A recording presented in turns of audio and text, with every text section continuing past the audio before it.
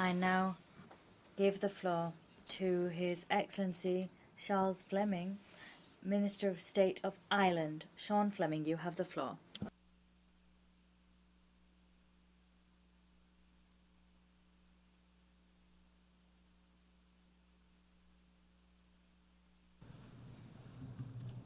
President of the General Assembly, distinguished heads of state and government, Secretary General and Excellencies, we gather here at a very important moment. World leaders have agreed a pact for the future, which charts a way forward to meet the challenges facing us as a global community.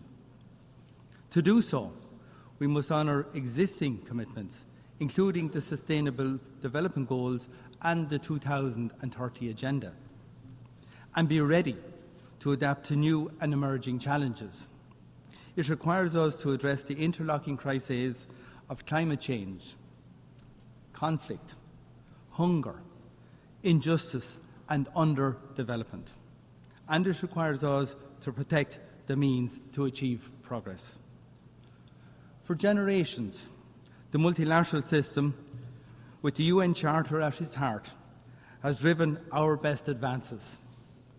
I believe we have a shared responsibility to bring about a world in which each of us can thrive in safety, dignity and peace.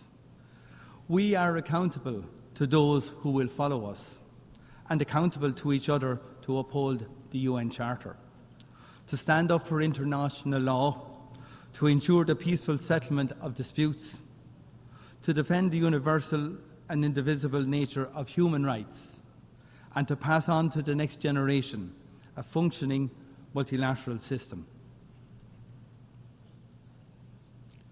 Mr. President, the rules-based international order and the international human rights system are our greatest assets in achieving and sustaining peace. Human rights provide a common binding framework. We believe every state has a duty to support and strengthen the international human rights regime and to defend it where it is challenged. That is why Ireland is seeking membership of the Human Rights Council for the period 2027 to 2029.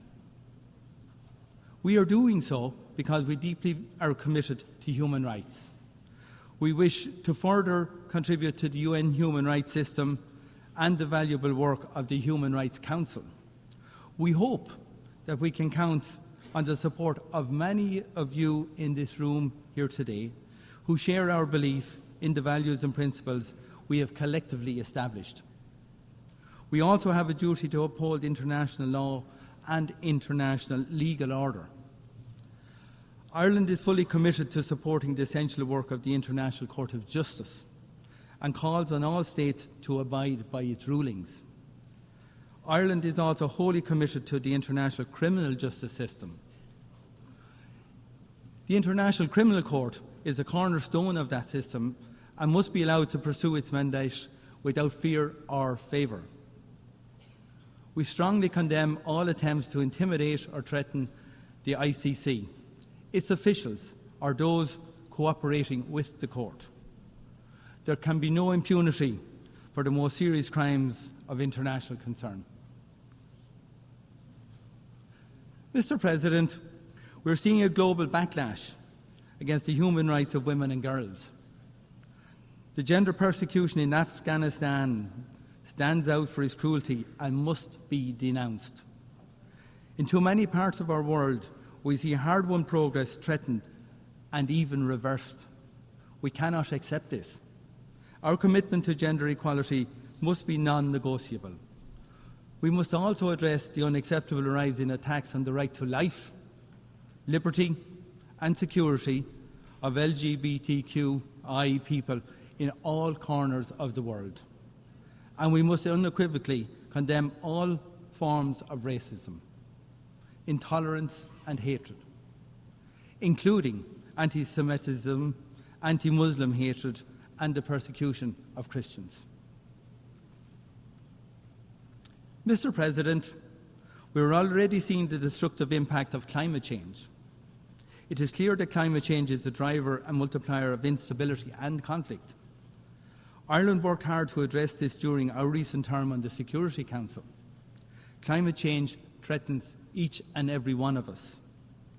From small island developing states in the Pacific and the Caribbean and elsewhere to countries in Africa, Asia and Latin America. Those who have contributed least to climate change are among the most vulnerable to its impacts. This is an enormous injustice.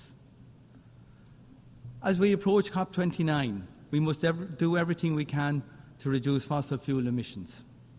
As a fellow island state, Ireland is working to support adaptation and loss and damage activities.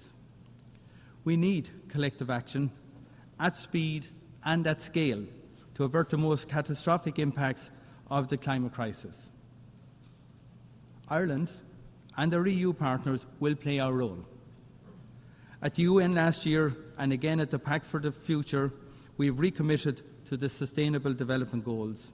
Now we need to act with urgency as progress on these targets falters. Ireland's international development budget is at record levels and per capita. We are one of the strongest providers of humanitarian assistance on this planet. We are firmly committed to global solidarity and to reaching the furthest behind first. We will maintain our focus on action to end hunger and malnutrition, and especially the needless global scandal of child wasting and stunting. We will remain champions of gender equality and the empowerment of women and girls. Mr. President, we face the very real prospect of a regional war in the Middle East. I am deeply concerned at the spiralling violence and the situation in Lebanon. Hezbollah has long been a malign actor in Lebanon and in the region. We have consistently condemned its attacks. But massive and ongoing Israeli airstrikes on densely populated areas are causing indiscriminate death of civilians and destruction on a vast scale. Hundreds of thousands have been forced to flee. A ground war would be truly catastrophic. All parties to conflict have an obligation to abide by the international humanitarian law. There can be no exceptions. I call on all parties to immediately de-escalate, to step back from the brink and to exercise restraint. And I call on all states that have influence, including Iran, to use it constructively. We need to create the space for political and diplomatic solutions and to ensure urgent humanitarian assistance can get to those in desperate need. The violence must stop now. Mr. President, the scale of death and destruction and human misery in Gaza is truly horrific and completely unacceptable. Ireland has consistently condemned Hamas for its heinous attacks in Israel on the 7th of October. The taking of hostages is unconscionable. However, Israel's response has been and is completely disproportionate.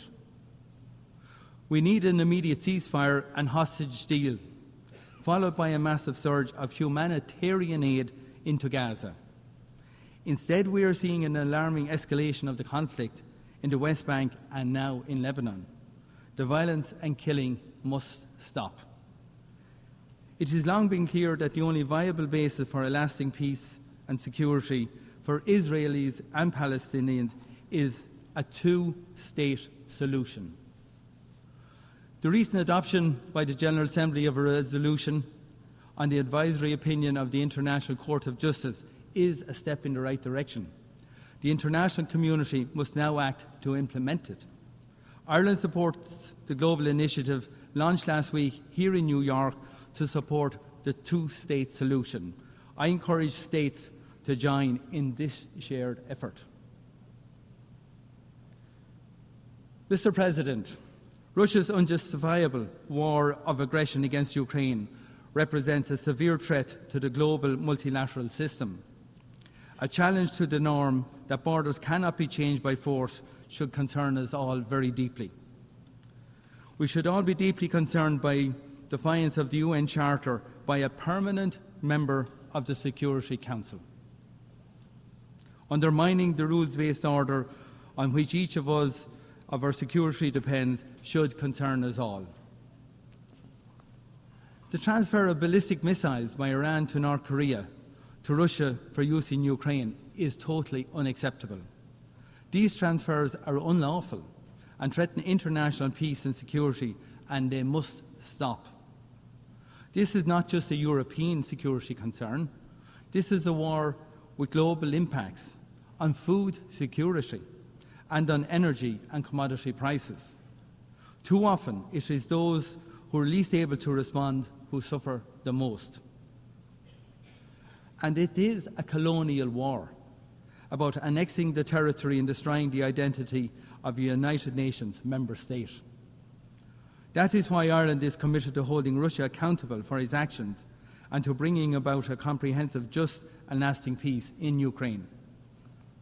As the global community reaffirmed at the first summit on peace in Ukraine, the UN Charter can and must serve as the basis to achieve that peace.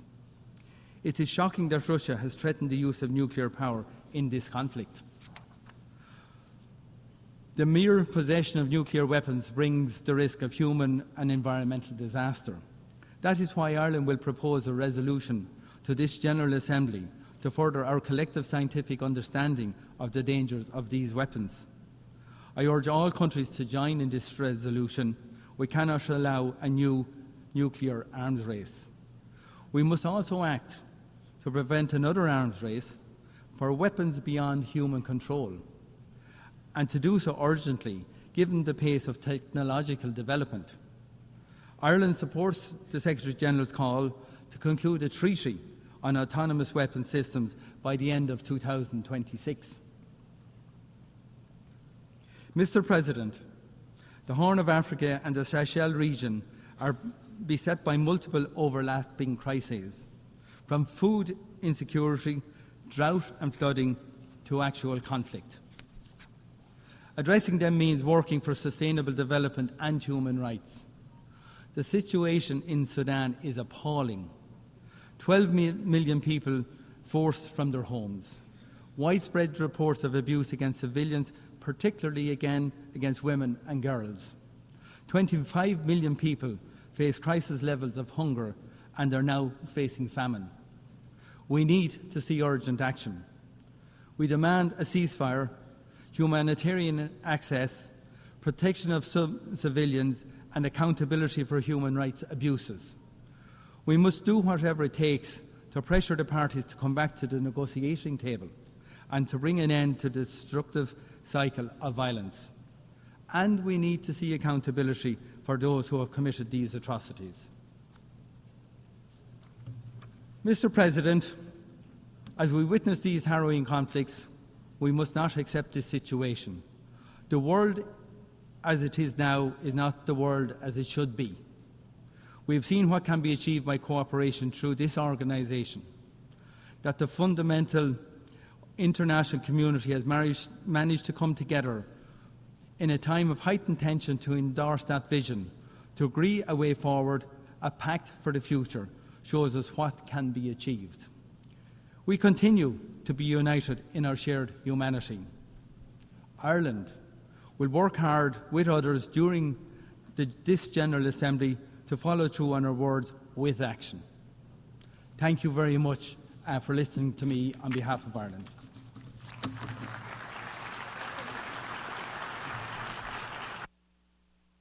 Muchas gracias al ministro. I thank His Excellency the Minister of State of Ireland, and I now give the floor to His Excellency Mr. Manuel